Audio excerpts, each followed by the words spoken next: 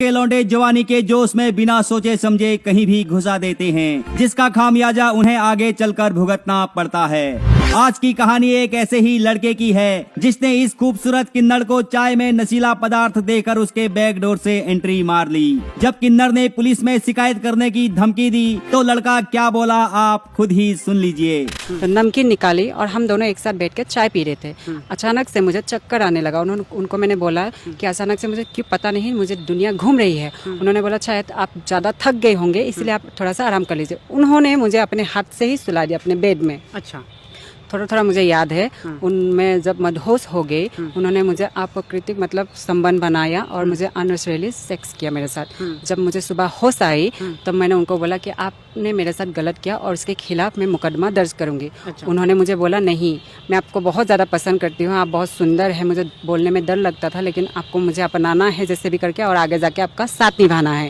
दोस्तों, जानकारी के मुताबिक उत्तर प्रदेश के बलिया का रहने वाला निखिल यादव को बैकडोर से एंट्री मारने का बड़ा जुनून था, लेकिन उसकी ये हसरत पूरी नहीं हो पा रही थी। तभी कुछ गुप्त सूत्रों से निखिल को पता चला कि किन्नरों का फ्रंट डोर लॉक होता है, इसीलिए वो बैकडोर से एंट्री करवाती हैं। इसके बाद अपने नापाक इरादों को पूरा करने के लिए निखिल यादव किसी किन्नर की तलाश में निकल पड़ा। तभी उसकी मुलाकात एक डांस ग्रुप के लिए काम करने वाली बार्बी खान नाम की इस खूबसूरत किन्नर से हुई और उसने बार्बी से नजदीकियां बढ़ाना शुरू कर दिया। एक दिन डांस प्रोग्राम खत्म होने के बाद निखिल बार्बी खान को घर छोड़ने के बहाने उसके कमरे में चला गया।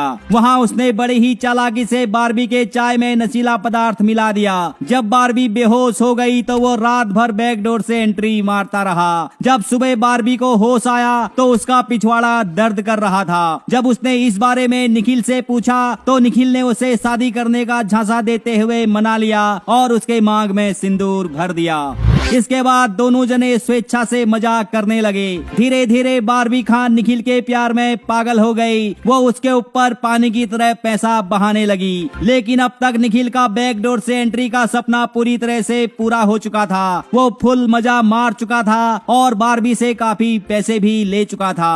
लिहाजा अब वो बार्बी को छोड़ने का बहाना ढूंढने लगा। तभी उसने बार्बी से कहा कि अब मैं तुम्हें अपने घर ले जाना चाहता हूँ। इसके लिए तुम्हें अपने फ्रंट डोर का लॉक खुलवाना पड़ेगा, मतलब ऑपरेशन करवाना पड़ेगा। निखिल को लगा कि बार्बी ऑपरेशन करवाने के लिए मना कर देगी तो मैं नकली गुस्सा दिखाकर उससे ब्रेकअप कर लूंगा। लेकिन बार्बी बेचारी तो निखिल के लिए मर मिटने को तैयार थी। लिहाजा उसने तुरंत 2 लाख रुपए लगाकर अपना ऑपरेशन करवा लिया। ये देखकर निखिल को लगा कि ये तो पीछा छोड़ने वाली नहीं है। लिहाजा उसने बेशर्मी की सारी हदें पार करते हुए बार्बी से साफ शब्दों में कह दिया कि मेरे घर वालों को पता चल गया है कि तुम एक किन्नर हो, इसीलिए अब मैं तुमसे प्यार नहीं कर सकता हूँ। इसके बाद वो बार्बी को उसी के हाल में छोड़कर चला गया।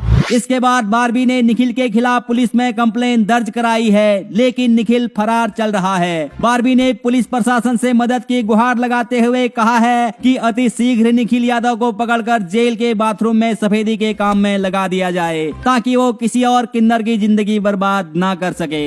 फिलहाल इस घटना के बारे में आपकी क्या राय है, नीचे कमेंट करके जरूर बताएं।